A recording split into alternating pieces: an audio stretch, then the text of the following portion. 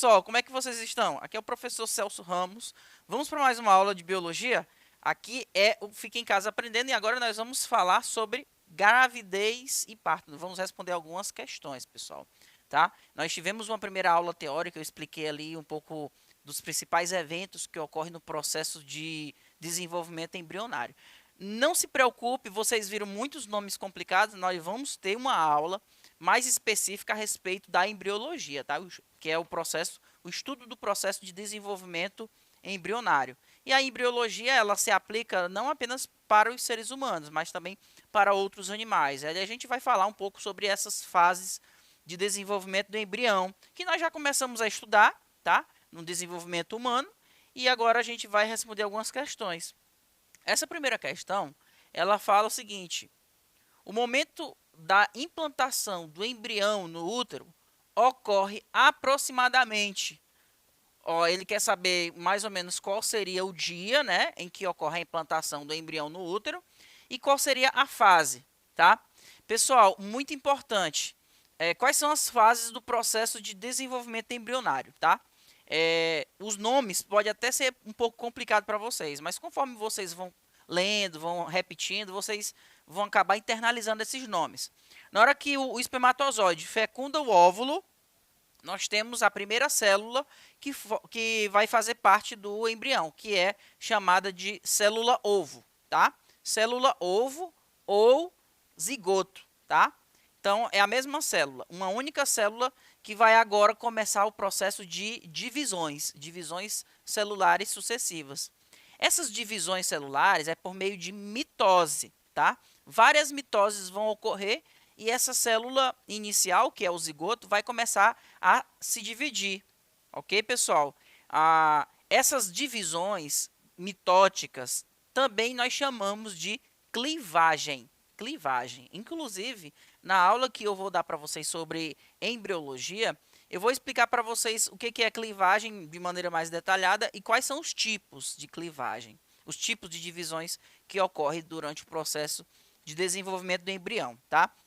Mas, primeiramente, nós temos uma única célula que começa a se dividir, sofrer várias clivagens, e inicialmente ela vai formar uma massa de várias células, todas juntas, tá? Então, vai formar como se fosse uma bola maciça, cheia de bolinhas. Essas bolinhas é como se fosse, são cada uma das células que formam o embrião. Essa primeira fase, a gente chama de mórula, tá? A mórula, esse nome se deve ao fato de que o embrião, nessa fase, ele é parecido com uma amora, tá? Uma fruta chamada amora. Então, a mórula, o embrião é formado por várias células e é uma massa de células compacta, sem nenhuma cavidade no interior do embrião, tá? Depois da mórula, nós vamos ter a blástula, tá? Não se preocupe, pode ser um pouco complicado, mas nós vamos falar disso numa outra aula, tá bom? Então, primeira fase é a mórula, segunda fase é a blástula, ok? Nos seres humanos, no embrião dos seres humanos, a blástula, ela tem um nome diferente, tá? Ela é chamada de blastocisto, tá ok? Então, lá nas tubas uterinas, que são aqueles canais que ligam os ovários ao útero, nós vamos encontrar o processo de fecundação acontecendo, tá? A fecundação ocorre nas tubas uterinas e esse embrião começa a sofrer várias divisões, se transforma numa mórula, depois numa blástula. Na fase de blástula, ela já está chegando aonde? No útero. E é no sexto dia após a fecundação, tá? Na fase de blástula, só que a blástula humana, ela é chamada de blastocisto, ok, pessoal? Então, a resposta aqui vai ser a letra C. Próxima questão. Ela diz o seguinte: durante o processo conhecido por clivagem do zigoto, onde ocorrem divisões mitóticas sucessivas, o zigoto, ou célula-ovo, primeiramente se divide em duas células. Essas duas células ele chama aqui de blastômeros, né? Que se dividem em 4. Essas 4 células se dividem em 8 e assim sucessivamente, Essas divisões sucessivas ocorrem enquanto o zigoto atravessa a tuba uterina em direção ao útero e geralmente inicia-se 30 horas após a fertilização. Essas repetidas divisões formam uma esfera compacta de células, que é denominada de quê? Olha aí, pessoal, acabei de dar uma explicação anterior, da questão anterior. A primeira fase vai ser a fase de mórula, tá? Quando você tem várias células juntinhas, sem nenhum espaço entre elas, a gente chama de mórula, tá? Então, só para a gente revisar o que a gente leu no enunciado, é mais ou menos isso aqui, ó. Lá nas tubas uterinas, os espermatozoides vão promover a fecundação, e vocês já devem ter assistido a nossa aula de fecundação, tá? Então, espermatozoide conseguiu fecundar o óvulo, os núcleos, tanto masculino quanto feminino, eles vão se fundir. Essa união dos núcleos nós chamamos de cariogamia, tá? Cariogamia, ou seja, a fusão dos núcleos do espermatozoide com o núcleo do óvulo, tá? E aqui esse óvulo vai sofrer uma primeira clivagem. Clivagem, como nós vimos no enunciado, é divisão celular por meio da mitose.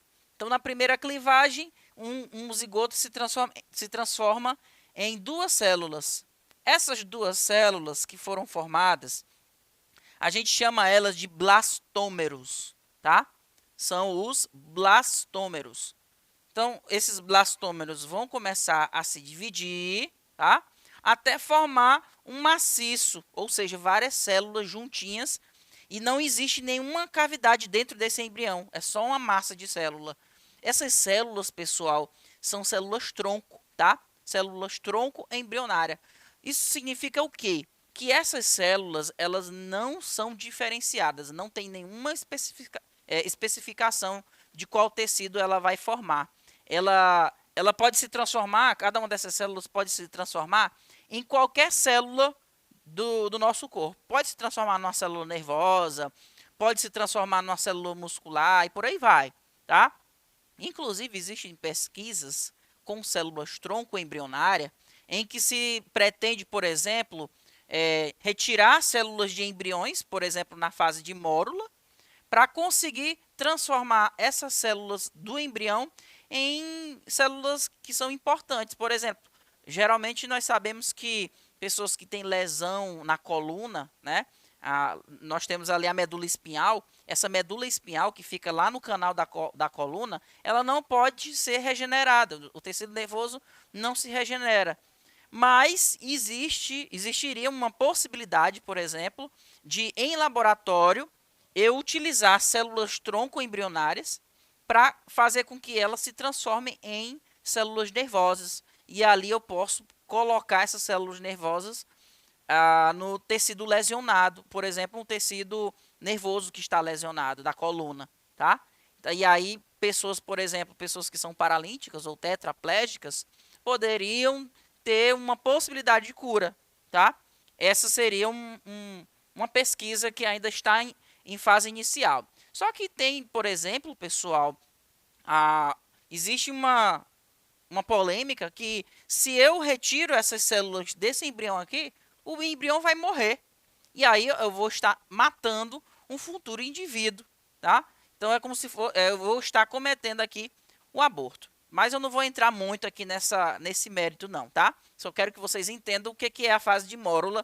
É a fase em que tem várias células juntinhas, sem nenhum espaço no interior delas, tá? Então, a resposta vai ser a letra A, ok? Vamos lá, próxima questão. Eu vou aproveitar essa figura, pessoal. Depois da mórula, a célula entra na fase de blástula. E a blástula, ela é chamada nos seres humanos de blastocisto, tá? Ou seja, nós vamos ter uma cavidade aqui no meio desse embrião que acumula um líquido, né? E essa região aqui é a região onde vai gerar o futuro bebê, tá ok? E quando chega no útero, essa fase de blástula, ela vai se implantar aqui na parede do útero. Essa parede do útero é chamada de endométrio, tá bom? Então, ocorrendo essa implantação no endométrio, nós chamamos essa implantação de nidação. Nidação é o processo de implantação do embrião na parede do útero, tá? No endométrio. Vamos para a próxima questão.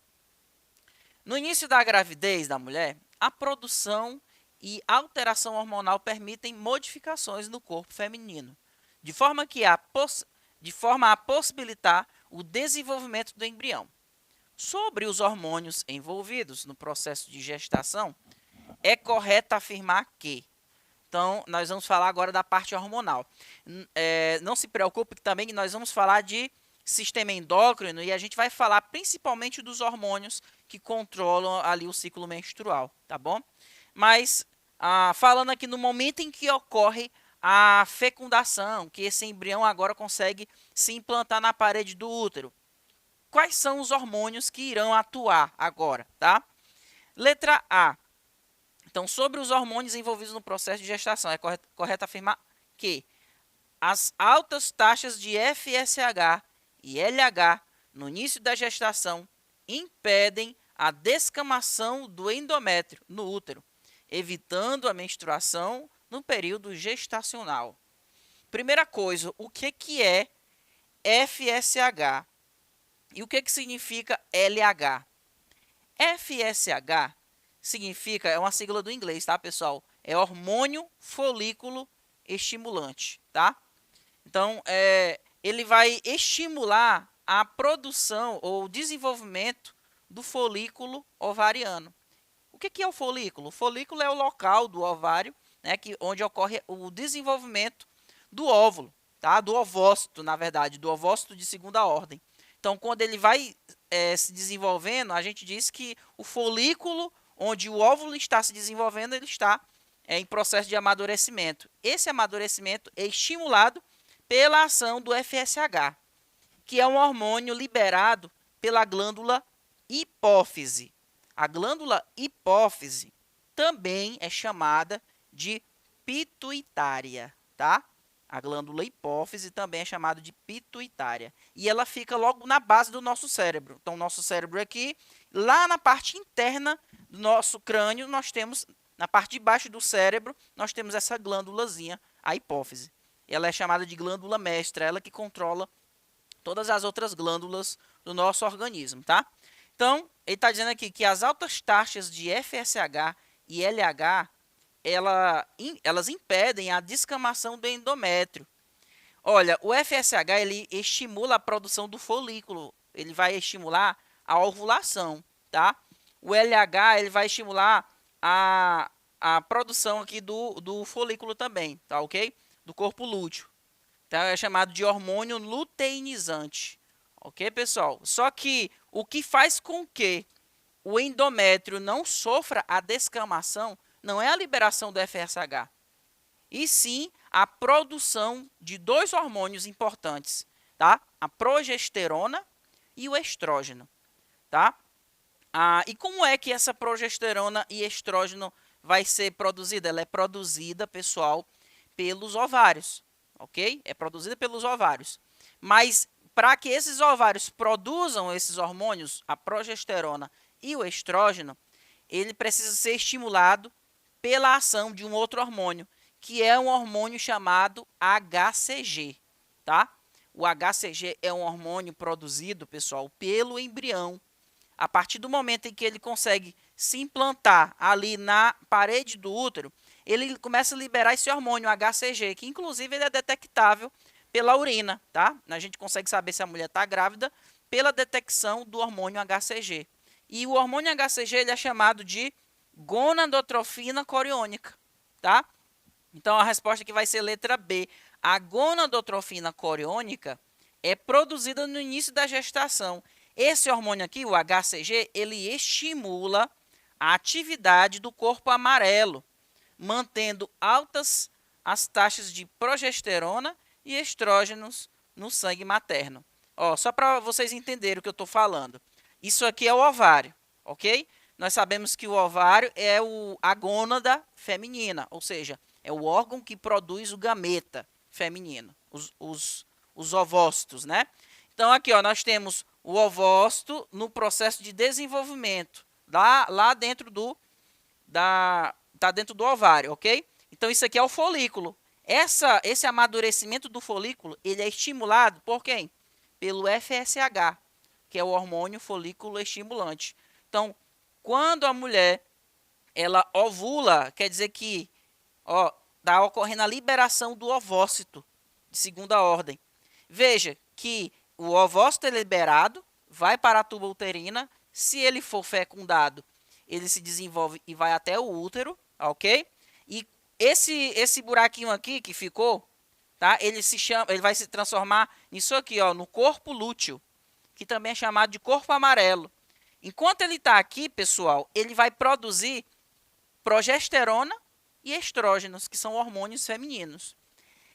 Enquanto ele está produzindo essa progesterona e esse estrógeno, esses dois hormônios vai fazer com que o endométrio, que é a parede do útero, continue a receber corrente sanguínea, tá? Continue a receber nutrientes, oxigênio, e as células da parede do útero vão continuar a ficar vivas, tá? Só que, se por acaso a mulher o seu óvulo não for fecundado, a tendência desse corpo lúteo é de se degenerar, diminuir. E com essa degeneração, ele vai deixar de liberar a progesterona e o estrógeno. Se a progesterona e o estrógeno não for liberado, o endométrio, que é a parede do útero, vai deixar de receber corrente sanguínea. Ela não vai receber mais oxigênio, não vai mais receber nutrientes, e as células da parede do útero vão morrer. E, consequentemente, a mulher vai ter uma descamação do seu endométrio, tá? E aí ela vai entrar no processo de menstruação, tá, ok? Agora, uma vez que o ovócito for fecundado, ao se implantar na parede do endométrio, esse óvulo fecundado, né, que agora é o embrião, ele vai começar a produzir esse hormônio aqui, o HCG, que é o hormôniozinho que faz com que você consiga detectar se a mulher está grávida. Esse hormônio aí, ele vai fazer o quê? Ele vai estimular o ovário, né, a fazer com que esse corpo lúteo aqui continue a produzir progesterona e estrógeno, para que o endométrio não sofra descamação. Porque se o endométrio sofrer descamação, o embrião vai morrer, ele não vai conseguir se desenvolver. Então, eles precisam, tá? O embrião ele precisa que a progesterona e o estrógeno continuem sendo liberados. Ok, pessoal? Vamos agora para a próxima questão.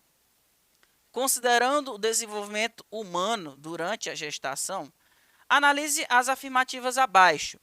Dê valores verdadeiro ou falso e assinale a alternativa que apresenta a sequência correta de cima para baixo.